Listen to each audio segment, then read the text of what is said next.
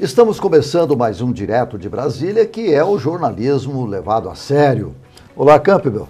Olá, Voit. E o nosso Direto de Brasília você pode assistir através dos canais do Grupo KTV, pelo nosso site www.diretodebrasilia.com.br e por todas as demais mídias sociais. Agora também no canal 12 da NET. Vamos então conferir como será o tempo aqui em Brasília hoje. Vamos ver o que o INMET, o Instituto Nacional de Meteorologia, traz para hoje.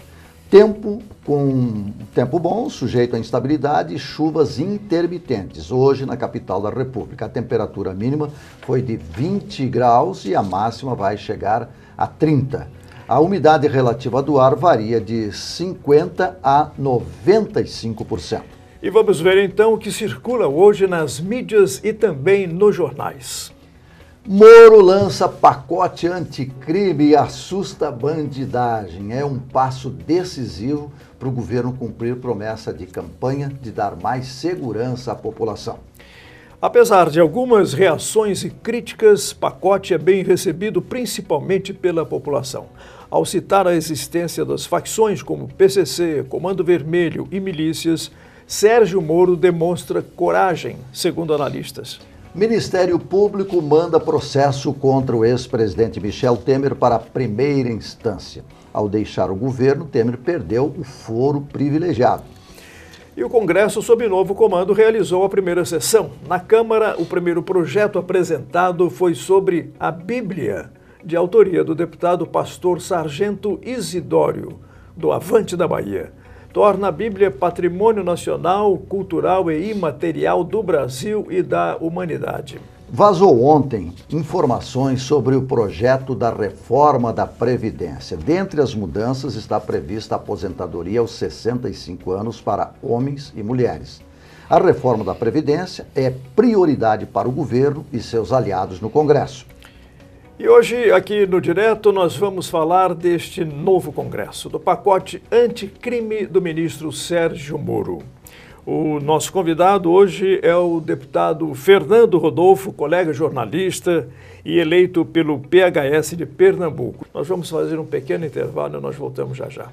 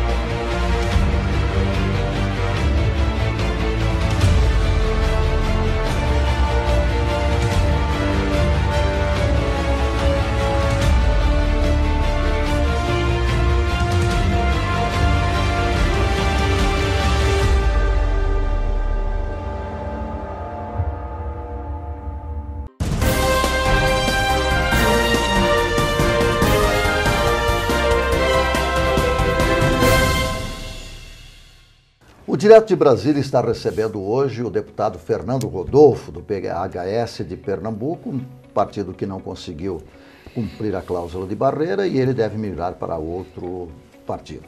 Primeiro mandato, nunca foi militante político, filiado partidário, candidato ou exerceu algum cargo, mas conhece bem o assunto de política. Jornalista e redator Fernando Rodolfo, seja bem-vindo ao nosso Direto de Brasília. É uma satisfação receber o colega aqui agora, já num outro patamar. Agora você é político. Voit, Campbell, a satisfação é toda minha de estar participando aqui com vocês desse programa que é referência no jornalismo, como vocês falam aqui, o jornalismo levado a sério, né? A gente, hoje no Brasil inteiro, sente uma necessidade muito grande do jornalismo sério, daquele jornalismo que forma opinião, e vocês aqui são referência nisso. Para mim é um prazer imenso estar aqui contigo hoje. Deputado, muito obrigado. Como é que o senhor recebeu esse projeto anticrime do ministro Sérgio Moro? Olha, recebi com alegria e com uma enorme expectativa. Acho que é isso que a população espera. O Brasil está cansado de leis que vêm só para suprir fechar um buraco aqui e outro ali. A gente precisa ter uma reforma séria, uma lei que venha contemplar todas as áreas. E esse pacote apresentado pelo Moro, ele atende à expectativa da população quando trabalha para tirar privilégios de presidiários, quando trabalha de forma muito séria nesse enfrentamento à corrupção. Vamos travar uma grande luta no Congresso para aprovar esse projeto, para que ele tenha o apoio da maioria dos deputados, principalmente desses deputados que chegam agora trazidos pelos braços de quem já estava cansado de tanta corrupção, cansado de tanta violência e nada a ser feito nesse país. O senhor fez a sua campanha baseada também, além de outras coisas, nessa questão da segurança. O que o senhor considera fundamental, que precisa ser feito imediatamente? Olha, segurança pública a gente precisa entender que não é apenas atribuição do Estado, como muita gente pensa, não é? Segurança pública não é só você colocar o policial na rua. Primeiro, a gente precisa tratar a legislação. Não adianta você investir na polícia, investir em viaturas, investir em material humano, se você tem o bandido que era para estar preso na rua, né? Esse sistema que nós temos hoje de saída temporária é um sistema que eu não consigo entender por que ainda acontece. Vou te dar um exemplo. Muita gente não sabe como funciona isso. E eu, quando descobri, fiquei assustado. O cara que está no regime semiaberto, ele tem direito a sair 5 vezes do presídio durante o ano. E cada saída dele, ele passa 7 dias fora. Isso é organizado por artigo. Então, uma semana, o diretor do presídio chega lá nos pavilhões, só faz uma fila aqui de quem é assassino. Artigo 121. Então, junta todo mundo que matou alguém e coloca na rua. Olha, vocês podem passar 7 dias lá fora passeando, depois vocês voltam. Esses caras vão matar de novo. Imagina você, o diretor do presídio chega lá no pavilhão e diz: quem é estuprador aqui, levanta a mão, vem aqui e faz essa fila. Ó, vocês podem sair, tá? A lei diz que vocês podem passar 7 dias fora. Isso se repete 5 vezes por ano. O cara que é estuprador, ele vai sair da cadeia para estuprar de novo. Então aquela mulher que ele estuprar depois que foi preso, quem está estuprando na verdade é o Estado, né? É a lei que permite que o cara saia. Eu tenho certeza que o diretor do presídio, quando chama esses presidiários e abre a porta para eles saírem, ele faz isso contra a vontade dele, né? Mas está cumprindo a lei. Então que lei é essa? Que lei é essa que favorece o bandido aqui no Brasil? Que lei é essa que diz que o cara que mata, que derrama o sangue de gente inocente, o cara que estupra, ele recebe, a família dele recebe o auxílio reclusão, enquanto a família da vítima passa necessidades porque o provedor da casa foi assassinado. Então a gente precisa agir, né? Hoje no Brasil, quando você usa um celular na cadeia, você não está cometendo crime, por incrível que pareça. É uma falta grave. Então o presidiário ele pode usar um celular conectado à internet que ele não está cometendo crime. Se ele for flagrado, ele vai para uma cela de castigo, fica lá sem banho de sol uma semana e depois volta. A gente precisa tornar isso crime. E essa é uma das bandeiras que eu vou defender aqui no meu mandato. Deputado, o segundo anuário de segurança pública do ano passado, 2018, Pernambuco está em 4º lugar no país em número de homicídios. O senhor pretende fazer algum trabalho para o seu estado? Olha, primeiro a gente precisa tratar essa questão da legislação, que é primordial. O estado de Pernambuco hoje, ele sofre muito na questão da segurança pública. A violência urbana é muito grande lá, porque, vou dar um exemplo, as delegacias no interior do estado estão sucateadas. As delegacias fecham nas cidades pequenas antes da padaria. Então, se você chegar lá às 7 horas da noite, você encontra uma padaria aberta, um mercadinho aberto, mas a delegacia está fechada. Como é que a gente fala de combate à violência, de combate aos criminosos desse jeito, né? Tem cidades lá em Pernambuco onde até o padre abastecia as viaturas da polícia militar.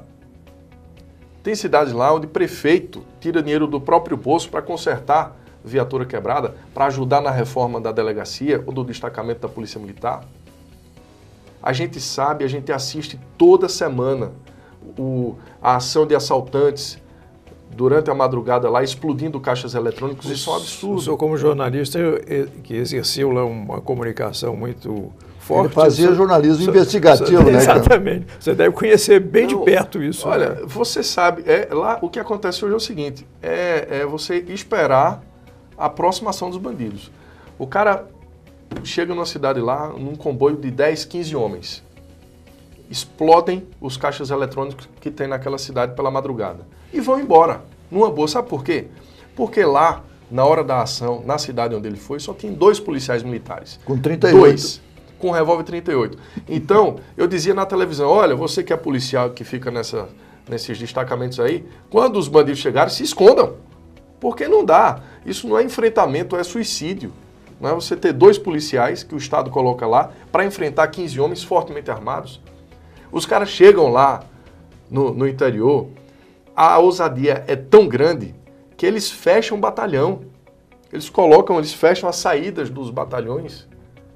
Eles isolam os policiais, ficam lá 2, 3, 4 bandidos fazendo o bloqueio lá do destacamento, enquanto os outros estão agindo. E a gente só espera o próximo, ninguém faz nada, não tem uma força-tarefa, não tem uma realidade, né, diante disso, desta situação, o poder público faz de conta que oferece segurança e o cidadão faz de conta que tem segurança, mas na realidade está nas mãos dos bandidos. Olha, 70% dos delegados de Pernambuco hoje não investigam crimes, porque não dá, não tem material humano. Ele está praticamente sozinho na delegacia. Então os inquéritos vão se acumulando. E pior, vão se acumulando lá no quintal da casa alugada para funcionar de improviso. Outro dia, não faz muito tempo, um delegado enviou um comunicado à Câmara de Vereadores da cidade, dizendo que a delegacia ia embora da cidade porque o aluguel não estava sendo pago já fazia 5 meses. É um poder paralelo que se instalou, não é, Voit? Mas é uma realidade tão nua, tão crua que o deputado está relatando aqui, que muita gente não tem ideia de que seja assim, mas o senhor conhece bem, o senhor é jornalista, transmitiu isso quantas vezes. Agora, por onde começa essa solução? Porque se o governador, se os prefeitos não se mobilizam, não enxergar eles enxergam e sentem essa realidade. Mas fazer o quê? Olha, você toca num assunto importante. Os prefeitos têm um papel fundamental nisso. Eu entendo que é preciso a gente unir forças, né? Eu não estou aqui só para atirar pedras. Eu entendo as limitações do Estado. Agora, o Estado também precisa reagir. O Estado precisa investir mais na polícia, investir mais na estrutura, porque você tem lá os policiais, mas você tem que oferecer a condição de trabalho. Isso vai desde a arma que ele usa até as condições físicas da delegacia. Esqueci de falar aqui, mas tem delegacia lá outro dia que o sindicato dos policiais chegou lá, não tinha algema. Por aí. Como é que eles vão prender? Não tem algema. Está na corda, né? Então aí é onde é que entra o papel dos prefeitos? Fazer parceria. É preciso ter essa sensibilidade. O gestor municipal ele precisa entender que ele também é partícipe nessa conjuntura, nesse enfrentamento à violência. Ele precisa se desprender de questões políticas e dizer, governador, eu quero aqui fazer uma parceria, vamos lá, vou fazer um posto de policiamento aqui na minha cidade, vou bancar isso, né? E você entra com o material humano, você entra com a estrutura, com o aluguel, enfim. Agora, o prefeito, ele também precisa ter essa condição legal, porque se ele faz qualquer investimento hoje na segurança, ele é penalizado pela lei, né? O Tribunal de Contas vai para cima. Então, o que é que eu defendo? A gente precisa criar um fundo para financiamento da segurança nos municípios, como tem o Fundeb para a educação, como tem o SUS para a saúde. A gente tem verba para a saúde, para os municípios investirem, a gente tem verba para a educação, para os municípios investirem, mas a gente não tem para a segurança. Então, quando um prefeito ele se atreve a fazer qualquer coisa nesse sentido, ele é penalizado depois. Agora, deputado, tem um outro levantamento estatístico aí que o estado de Pernambuco é o 5º estado onde mais morrem jovens. Por quê? Os jovens estão no crime? Há o desemprego. O desemprego é a base de tudo isso. O jovem está na rua. A falta de oportunidades coloca o jovem, tira o jovem da escola, né, tira o jovem do mercado de trabalho e coloca o jovem para a favela, para o crime, para o tráfico. É onde eles encontram uma rota de fuga para, enfim. Porque o cara que é jovem, ele quer ter um tênis bacana, ele quer ter um boné legal, ele quer ter um celular, ele quer ter as coisas dele. E quando ele não tem emprego, ele não tem oportunidade de trabalhar, porque faltam políticas públicas nesse sentido, então ele cai no crime. E começa cedo. Não é aos 15, não, 16, 17, não, ele começa cedo, ainda criança. E entra ali no mercado do crime, do tráfico, como aviãozinho, depois vai subindo, subindo, subindo, até se tornar um traficante. As Quando mulheres, ele tem sorte, ele chega lá. Quando não, morre no meio do caminho. As mulheres também entram nessa estatística, né? Com certeza. As mulheres são usadas principalmente por aqueles que já estão presos, né? Quase toda semana a gente vê mulher sendo presa na porta do presídio, tentando entrar ali com celular, tentando entrar ali com droga, porque se ela não faz isso, ela sofre. Os caras que estão lá dentro, eles comandam o crime fora. E como é que isso acontece? Através de um celular. Elas são obrigadas, né, a são atender obrigadas. Elas fazem isso, sabe, com o coração na mão. Eu digo porque eu acompanhei o drama de muitas dessas mulheres. Elas são obrigadas a fazer o que não querem fazer, mas se não fizerem, morrem. Porque quem está lá dentro não quer saber, ele quer manter a autoridade sobre a esposa.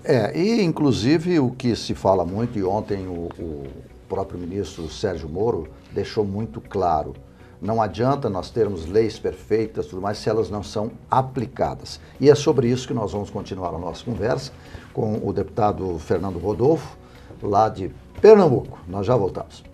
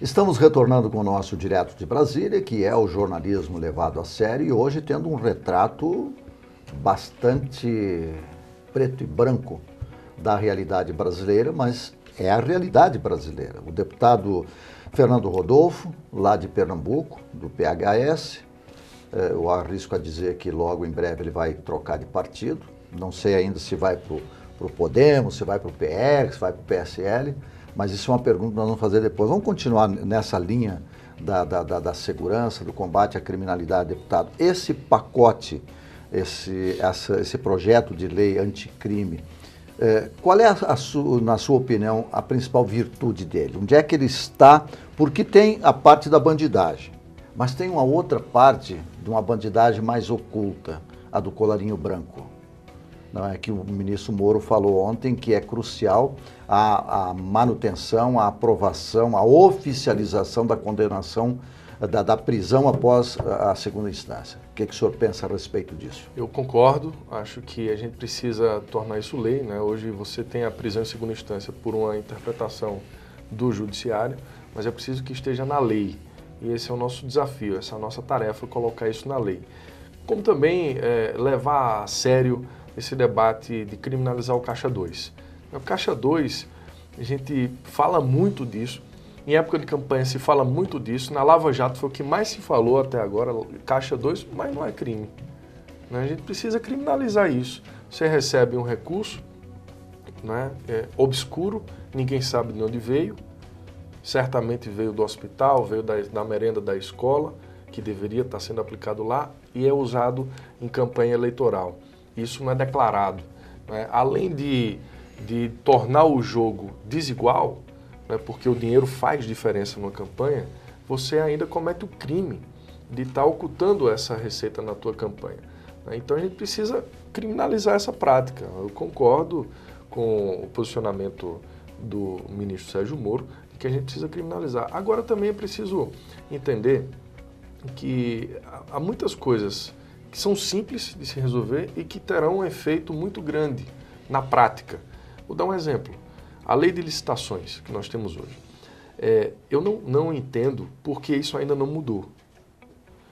Veja, você abre uma empresa hoje, E amanhã você já está disputando uma licitação. Uma licitação fraudulenta, onde você já vai sabendo que vai ganhar. Por quê? Eu vou dar uma realidade dos municípios. Eu fiz uma reportagem, Voit, não faz muito tempo, em Sergipe. E lá eu me infiltrei numa quadrilha de empresários que fraudavam, eles se organizavam para fraudar licitações para merenda escolar. Eu estava lá no meio deles, isso está gravado, foi para a televisão. Eu estava lá no meio deles, disfarçado de empresário, gravando tudo. E eles combinavam de uma forma ardilosa quem ganharia a licitação no dia seguinte. O líder lá do grupo dizia, olha, a gente vai marcar 9 horas na padaria que fica na frente da prefeitura, eu quero ver os envelopes de todo mundo antes de lacrar, para ver se o que a gente combinou aqui vai ser cumprido amanhã. E eu estava lá gravando isso, os caras negociando propina para prefeito, propina para pregoeiro. Te pergunto, o que é que aconteceu? Nada. Essa turma continua agindo, continua operando, e são empresas que foram abertas recentemente. Né? Eles abriam empresas para disputar no dia seguinte a licitação. O senhor acha que a lei da licitação 8666, ela facilita? Facilita. Quando ela permite, ela deixa essa janela aberta, ela está convidando o bandido para entrar nas licitações. O que é que eu penso? E o que é que eu vou defender nesse nosso mandato? Que uma empresa, para participar de uma licitação, ela tem que ter no mínimo 5 anos de funcionamento. Tem que ter currículo, né? Tem que ter 5 anos de funcionamento, tem que provar que existe, tem que provar que ela tem capacidade técnica para exercer aquele serviço que ela está disputando, para fornecer aquele material. E outra, a entidade que faz a contratação, que lança o edital, ela tem que formar uma comissão, e essa comissão, desses servidores do município, seja do município ou do estado ou da União, ela vai ser responsabilizada por qualquer ato que aquelas empresas venham a praticar, porque aí você começa a sentir na pele. Né? Corrupção a gente tem que tratar como crime, como corrupção, não tem que ter pena. Né? Tem que ser severo. Então a lei 866, ela deixa isso aberto. A lei de licitações, ela permite isso. Então a gente, primeira coisa, tem que mudar. Quando se faz eletronicamente, não melhora, não? Tem a máfia do mesmo jeito. Né? É. O pregão eles eletrônico... combinam igual, né? Combinam igual. Tem a máfia do mesmo... Como eu te falei, a combinação é antes do processo licitatório. Quando você chega na licitação, já está tudo certo. O pregoeiro lá já sabe quem vai ganhar. Você participa, é assim que funciona. Você vai lá, 5 empresas. Você está lá no meio. Eu sei que eu vou perder. Vou dar um exemplo. Eu sou um dos empresários que está ali. Eu sou um laranja no processo. Eu vou ganhar a licitação no município B. Hoje é a licitação no município A. Eu vou participar, mas vou perder. Isso está combinado. Mas ganho no B. Ganho no B. Eu vou ganhar no B. Aqui eu estou só cumprindo tabela. Né? Estou só participando. Então o que é que eu faço para ser desclassificado lá? Eu apresento meu envelope com os documentos, faltando um documento. Então na hora que o pregoeiro vai fazer a checagem, ele diz, Fernando, você está fora, porque está faltando a certidão aqui. Inabilitado. Ou a certidão que você apresentou está vencida. Então você saiu. Né? E por aí vai saindo um por um até ficar aquele que vai ganhar. Eu gravei isso. Eu estava lá dentro. Pior não é só a disfarçatez, né, deputado? Mas também roubar dinheiro de merenda escolar. Se você vê, é de partir o coração. No nosso Nordeste, no meu estado lá em Pernambuco, principalmente no interior, você tem crianças que são matriculadas pelos pais nas escolas para merenda, só para poder se alimentar, né? Aquela, muitas vezes, é a única refeição que aquela criança tem. E quando você mexe nessa refeição, que é sagrada, você não está mexendo só numa refeição, você está mexendo com crianças, você está mexendo com a fome. Eu já passei fome, eu sei o que é isso. Então, quando você mexe com a fome, isso não tem perdão. Sabe? Não tem que ter perdão para esses caras. Deputado, o senhor é de Garanhuns. Nasci em Garanhuns, hoje moro em Caruaru. O senhor pretende ajudar um pouco a cidade com o seu trabalho? Não só Garanhuns, não só Caruaru, que é onde eu moro hoje, mas todo o estado. Olha, eu não fui eleito para estar vindo aqui, registrar o ponto lá de presença no plenário, votar, fazer discurso. Não, eu não fui eleito para isso. Eu fui eleito para tratar, para cuidar das pessoas que me colocaram, que me trouxeram aqui.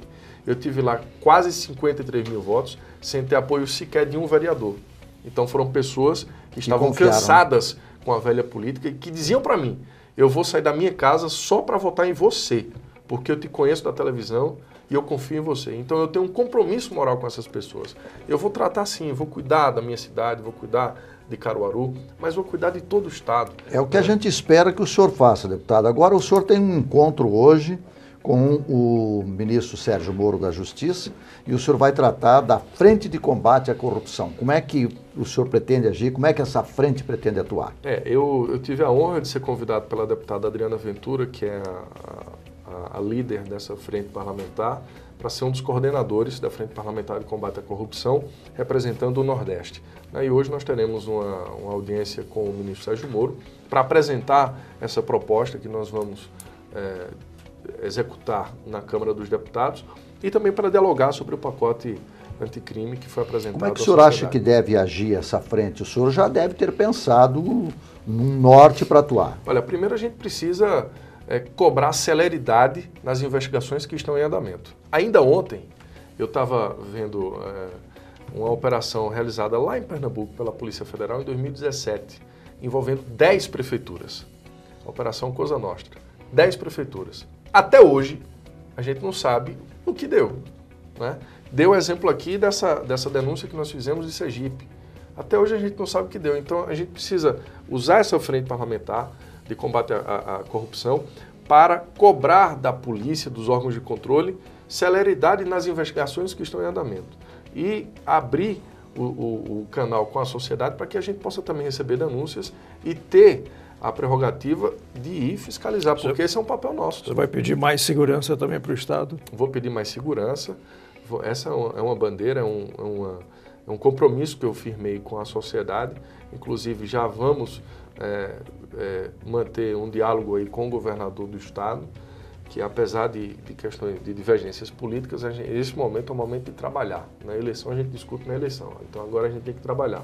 Eu já disse ao governador, mesmo sendo oposição, eu estou à disposição para ajudar naquilo que for para Pernambuco, principalmente no tocante à segurança pública. A gente precisa dar segurança às pessoas. O povo está com medo, Campbell, está com medo de ir para a igreja, porque você vai assaltado lá, é assassinado dentro da igreja. O povo está com medo de pegar um ônibus, está com medo de ir no mercadinho, está com medo de comprar pão na padaria. O povo de Pernambuco hoje vive sob o medo. É um desafio muito complicado esse, né? Mas precisa ser enfrentado. É difícil. Como é que o senhor acha que chegou aquela situação no Ceará, onde 4 anos de mandato de um mesmo governador que se reelege e daqui a pouco explode uma crise daquele tamanho de violência? Pois isso aí mostra a ousadia dos bandidos. Né? Eles, como você falou aqui logo no começo, é um poder paralelo. Eles perderam o medo do governo, eles perderam o medo da polícia, eles perderam o respeito. Não respeitam a polícia, não respeitam o Estado. Então, chega um momento que eles querem mostrar que eles têm um poder, que eles é que mandam. E usam os seus artifícios, começam a incendiar ônibus, começam a tocar o terror em agências bancárias, e é assim que eles fazem. O bandido, ele impõe a cultura do medo, e ele usa os seus instrumentos para isso. O Estado, que deveria reagir à altura, muitas vezes não reage ao omisso. Mas o policial não pode dar um tiro em bandido. Isso tem que mudar. Não podia, né? Isso tem que mudar. Agora, pelo pacote, parece que vai poder, né? O pacote precisa ser aprovado. Ele precisa dar condição ao policial. Então, o policial, muitas vezes, ele deixa de executar a sua tarefa porque ele sabe que se atirar num bandido daquele, ele perde a farda depois, ele vai ser preso, desestrutura a família. Então, ele tem medo. E ele só atira quando é o último caso. Mas eu acho, você sacou a arma para um policial, apontou a arma para um policial, tem que ser abatido. E o policial tem que ter essa... O cara com uma R15 na rua e a pessoa é considerada inofensiva. Essa é uma questão, essa é uma questão ligada também à questão do armamento, né? Era o desarmamento, agora nós vamos mudar essa situação, né? Como é que você vê essa questão da pessoa ter um porte ou ter em casa uma arma para a sua defesa? Olha, eu acho que isso é mais uma questão de segurança pessoal do que propriamente segurança pública, né? Eu sou a favor do porte de armas. Agora, claro que a gente não vai disseminar, liberar isso para todo mundo. Né? Tem que ter arma regras. Arma 1,99. Tem que ter regras, porque você não pode dar uma arma para qualquer um sair por aí mostrando arma. Não é assim que funciona. O sentido do cidadão ter o seu porte de arma é garantir a sua proteção pessoal. E da família, né? E da família, Tá certo. né? Do seu patrimônio. Eu sou a favor. Agora, claro que tem que ter regras e regras que não podem ser tão facilitadas assim. Deputado, foi uma grande satisfação nossa, é uma boa revelação, uma grata satisfação recebê-lo aqui, sabendo um deputado novo de primeiro mandato, com esse tipo de postura, com esse tipo de pensamento e preocupado com a população brasileira. Já está convidado, depois de instalar a Frente de Combate à Corrupção, o colega, se nos permite, né, retornar aqui para reportar essa sua atuação lá no Congresso. Eu quero voltar aqui para a gente falar de segurança, mas para a gente falar também de reforma da Previdência, para a gente falar da crise de água no sertão nordestino. Inclusive, essa é uma outra frente parlamentar que eu estou liderando esse movimento lá na Câmara, né, a Frente em Defesa da Água no Nordeste. Depois a gente vai falar mais sobre isso. Vai voltar aqui para falar das coisas boas, né? Falar também das coisas boas. E daquilo que o governo vai avançar agora. Deputado, mais uma vez, muito obrigado pela sua presença aqui. Muito obrigado feliz. à sua assessoria, que sempre foi muito atenciosa com o Direto de Brasília. Né? Tem uma assessoria competente, o pessoal lá do gabinete também recebe a gente muito bem. E a você que nos acompanhou, muito obrigado e até um próximo Direto de Brasília.